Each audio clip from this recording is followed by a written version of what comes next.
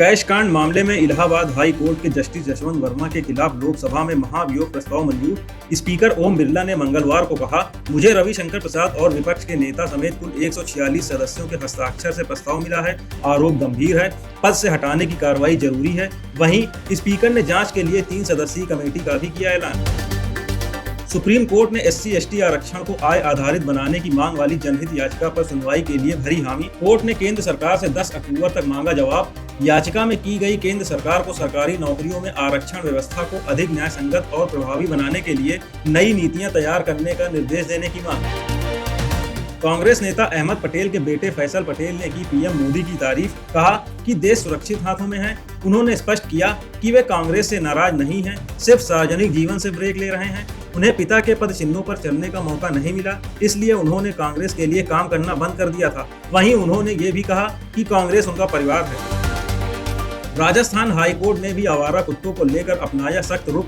राज्य में बढ़ते कुत्तों के हमलों के कारण कोर्ट ने नगर निकायों को विशेष अभियान चलाकर इन्हें हटाने का दिया आदेश। कोर्ट ने कहा, जो भी व्यक्ति इस अभियान में बाधा डालेगा उसके खिलाफ नगर निगम FIR दर्ज कर सकता है। तमिलनाडु में छात्रों की संख्या में गिरावट के कारण 207 सरकारी स्कूलों को बंद करने का लिया गया निर्णय। इस समस्या से निपटने के लिए राज्य सरकार द्वारा लिया गया ये फैसला।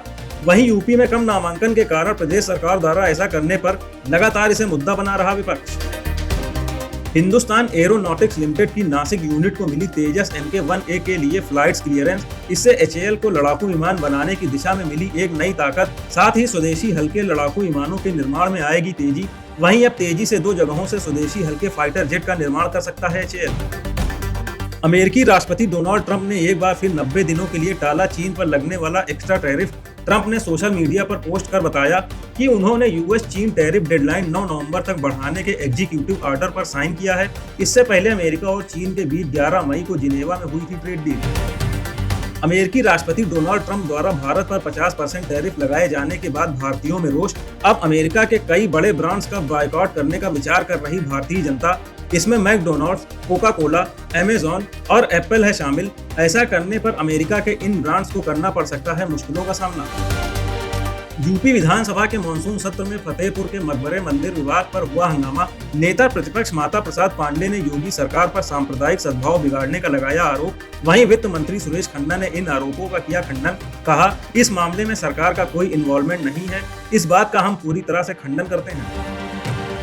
फतेहपुर मकबरे से जुड़े बवाल की घटना में शामिल सभी उपद्रवियों के खिलाफ दर्ज की गई FIR। इसमें एक सपा से जुड़े नेता पप्पू सिंह चौहान का नाम भी है शामिल। मकबरे से जुड़े इस बवाल में शामिल बताया जा रहा सपा नेता पप्पू। वहीं सपा जिलाध्यक्ष ने लेटर जारी कर पप्पू को किया निष्कासित। लखनऊ ATS ने अमरोहा के अजमल अली और मुंबई के डॉक्टर उसामा को लेकर किया बड़ा खुलासा। रिवाइविंग इस्लाम नाम के व्हाट्सएप ग्रुप से जुड़े हैं दोनों आरोपी, जिसका UK कनेक्शन आया सामने। पाकिस्तान से है इस ग्रुप के एडमिन।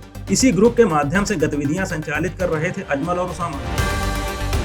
वाराणसी में तेजी से चल रहा दुर्गा मूर्तियों का निर्माण। मूर्तियों को जीवंत रूप देने में लगे कोलकाता से आए कारीगर लगभग 100 किलो क्ले से मां दुर्गा की बाल स्वरूप वाली मूर्ति बना रहे हैं मूर्तिकार, जो विशेष आकर्षण का होगी केंद्र। नवरात्रि के लिए पूजा समितियों से मूर्तियों की आ रही डिमांड। 22 सितंबर से होगी नवरात्रि की शुरुआत। संभल के शेर खां सराय में कब्जा मुक्त कराई गई 3.25 बीघा सरकारी जमीन।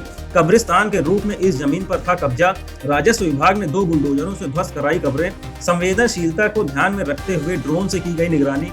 वहीं मौके पर पुलिस बल और RRF की है तैनाती। प्रशासन ने पहले ही जारी किया था नोटिस। अभिनेता अक्षय कुमार, अरशद वारसी और सौरभ शुक्ला की फिल्म जॉली LLB 3 का टीजर रिलीज। अगले महीने सिनेमा घरों में दस्तक देने के लिए तैयार है ये फिल्म।